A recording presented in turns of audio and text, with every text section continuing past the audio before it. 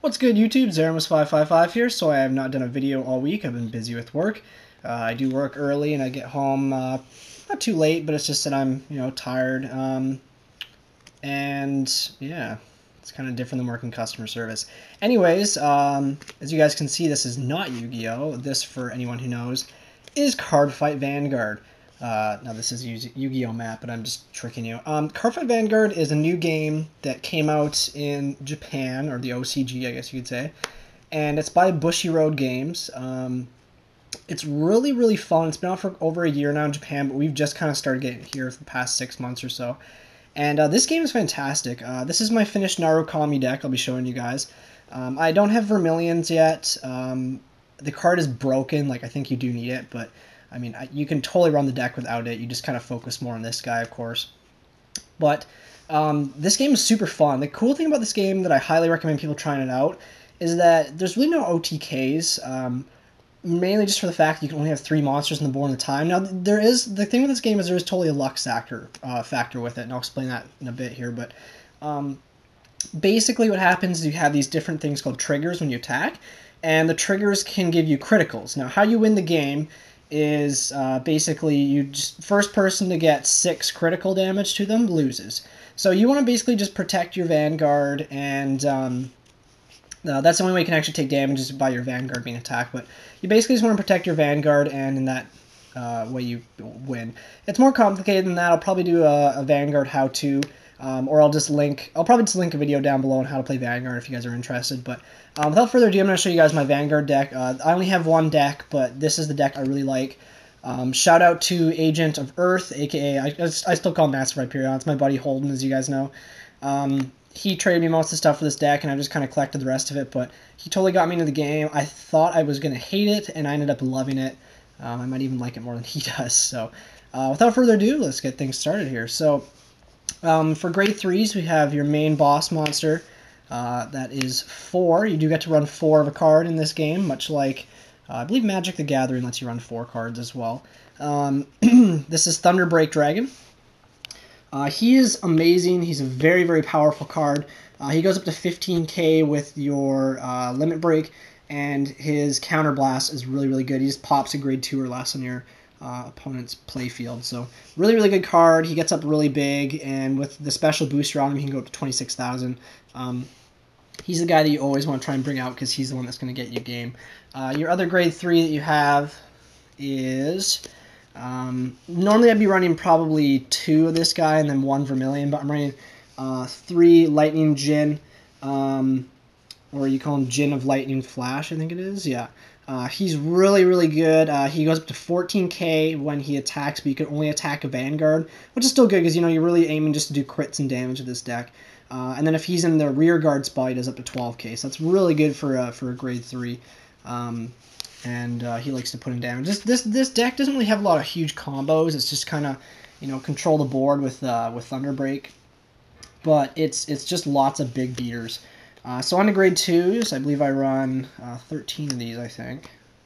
Might only be 11, actually. We have 4 of the Thunderstorm Dragoon. He doesn't have an effect or anything, but he's just good because he's just 10k beats. And he's really just there for your main ride chain, so... Gotta run 4 of him. Next up is 4 of the Garuda.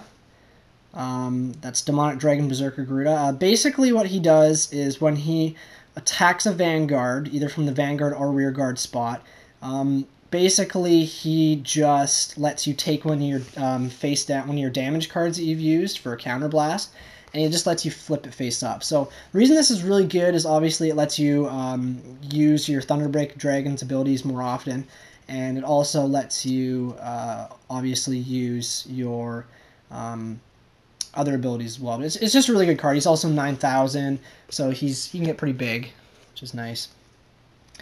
This is kind of your mini Thunderbreak. You're on 2 Dragonic Deathscythe.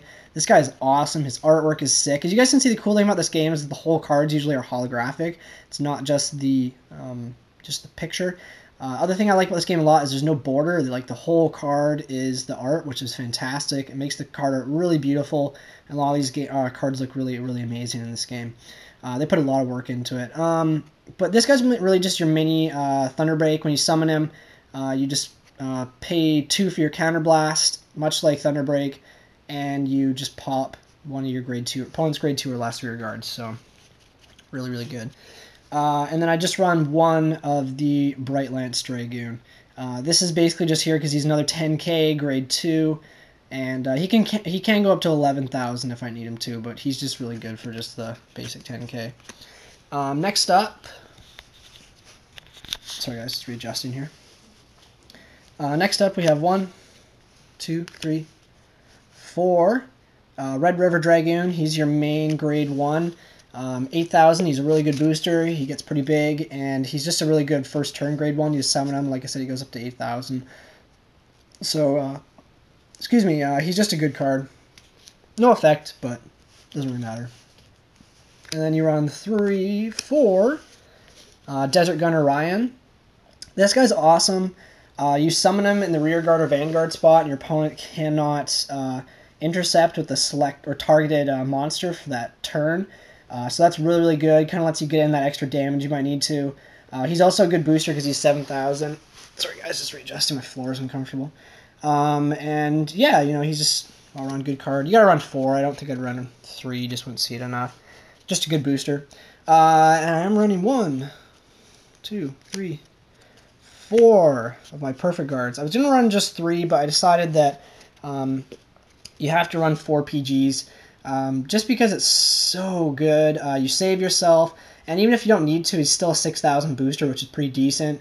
But yeah, if you guys are wondering, this deck isn't too expensive. You really just need to buy like 4 Thunderbreaks, 2 Dragonic Deathscythes with their $5 each, and then the perfect guards. I got these for cheap. I got them for 10 each. They're going for about 15 each right now, so I got a really good deal on them. But yeah, I think you have to run 4 PGs. I would never run less than that, I don't think. I might test out 3, but I was going to run 4 of Dancer RaiRai, but I just decided that, you know, you draw her. She's really just there just for equipping onto Thunderbreak, but I just find a lot of times you draw multiple copies of her, and the Thunderbreak's already got the 1 on him, and you're kind of like, I don't know, this just really isn't that necessary. But I mean, with testing more, I might decide to put it to 4 again, but I think 3 is just a good number. I think more than that, it's just cluttery. I'd rather just draw another perfect guard, because it's exactly the same thing. It's still a 6k booster, so. But she's the one who puts Thunderbreak up to 26,000, gives her an 11,000 boost. So on to my triggers. Now, these are the triggers I was talking about. So what happens is when you go and attack with your Vanguard, you do a damage check, or drive check, sorry. And then you check the top card of your deck. So if I hit a critical, my monster gets a 5,000 bonus onto any one of my monsters, a 5,000 bonus.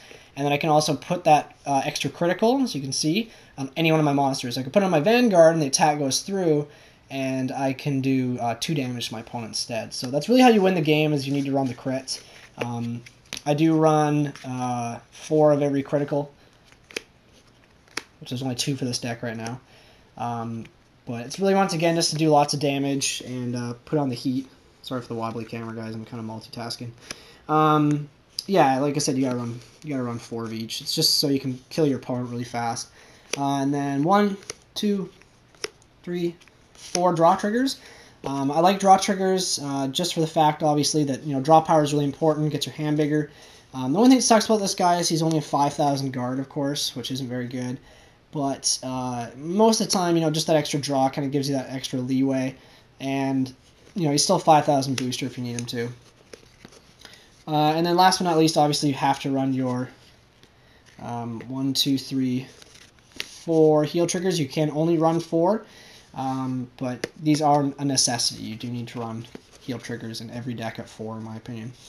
And then my last guy is my starting Vanguard. I like this guy just for the fact that he searches out grade 3s, so it gets me a Thunderbreak quicker. I like the other guy as well, the Lizard Soldier dude, but I don't know, I just don't find he's as effective. He does have 5,000, whereas Spark Kid Dragoon only has 4, but this guy's just really good just because of the fact that I can obviously get to Thunderbreak quicker, so yeah. Anyways, guys, that's the deck. If you have any questions about Vanguard, please comment down below. I'd love to answer any questions you have. Don't expect to be seeing these videos too often. I might film a duel video between me and James at some point. I think it'd be a lot of fun. just to upload it and show you guys what Vanguard's about. I might even do it tonight, possibly, if I can get someone to hold the camera. But yeah, it's a really fun game. It's pretty affordable. You can build, like, the cool thing about this game is there's no, like, there's the best decks in the game. Like, there's Gold Paladins, Shadow Paladins, and stuff. Narukami are in the top 5 for sure. But the cool thing about the game is that you can totally win with a crappy deck. Like, I've played Holden's Bug deck before. He has, what are they called? Giant Swarm or something. But they're, anyways, they're the Insect deck.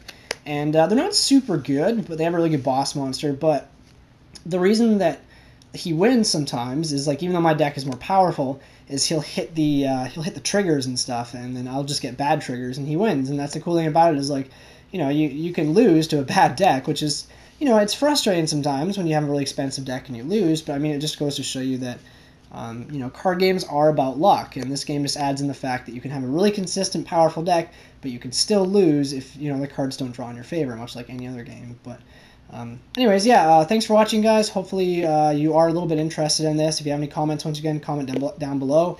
Other than that, make sure to like, comment, subscribe, and check out my Light Sworn deck profile, which I'll be posting up in about an hour or so here. Anyways, thanks for watching, guys. Peace out.